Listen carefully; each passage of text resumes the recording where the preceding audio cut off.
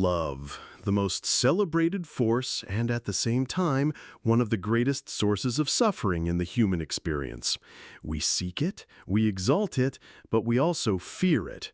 We fear the pain of rejection, the agony of loss, and perhaps the most subtle and dangerous fear of all, the fear of losing ourselves in another, of dissolving our identity until we no longer know who we are without that person. Modern romantic love often resembles an emotional roller coaster, full of peaks of euphoria and valleys of despair. But what if I told you there's another way to love? A stronger, wiser, more resilient way? What if I told you that you can build an armored heart? Hold on.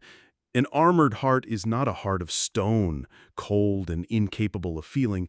On the contrary, it is a heart that allows itself to feel deeply, precisely because it is strong enough not to break.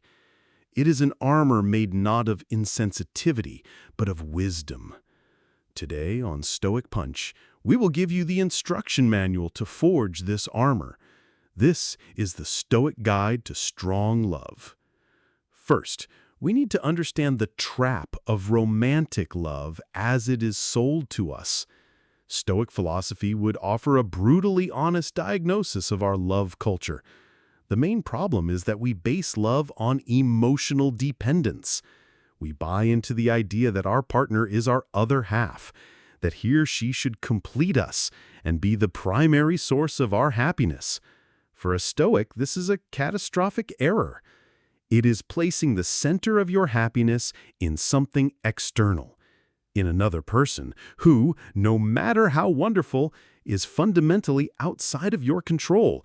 It's the perfect recipe for anxiety and suffering. This dependence generates the constant fear of loss. If your happiness depends on a single person, the fear of losing them becomes a ghost that haunts the relationship. This fear is the root of possessiveness, unhealthy jealousy, the need for control, and the insecurity that suffocates love and turns it into a prison. And finally, this dynamic leads to a loss of identity. In the eagerness to please and keep the other person, we begin to abandon our own interests, our friends, our values. Little by little, our opinions merge, our hobbies disappear, and we become an echo, a shadow. We stop being a whole individual who shares life with another, and we become a dependent fraction. Stoicism offers us an escape route from this trap. It teaches us to love with strength, not with need.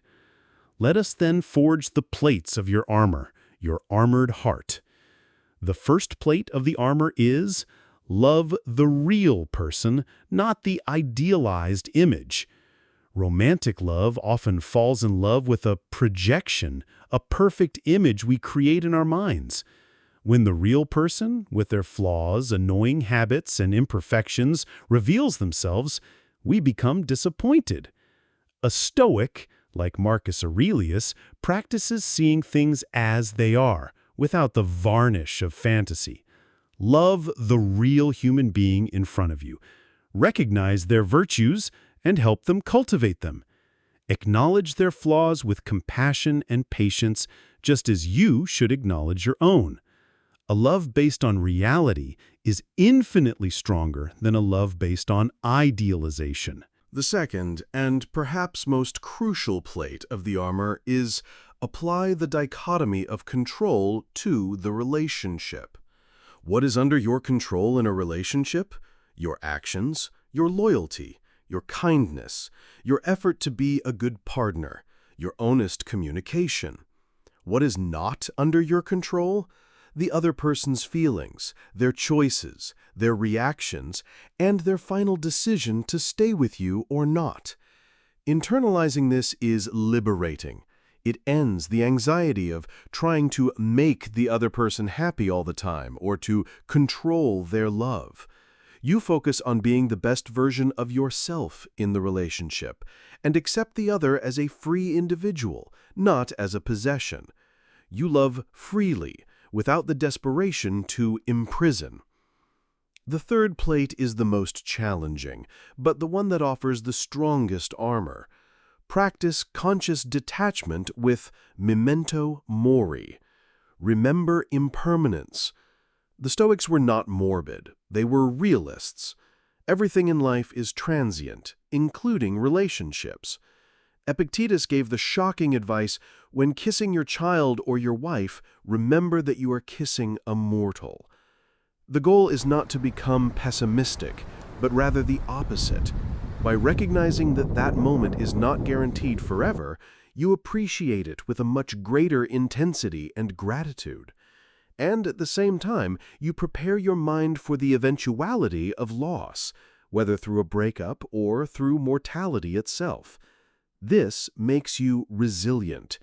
Your heart can feel the pain of loss, but it will not break, because it was never deluded by the fantasy of absolute permanence. The fourth plate of the armor is keep your inner citadel intact. Your values, your reason, your character, this is your inner fortress. A Stoic never surrenders it to anyone. A healthy relationship is made of two whole individuals, two strong citadels that form an alliance, not of two halves that merge into a shapeless mass.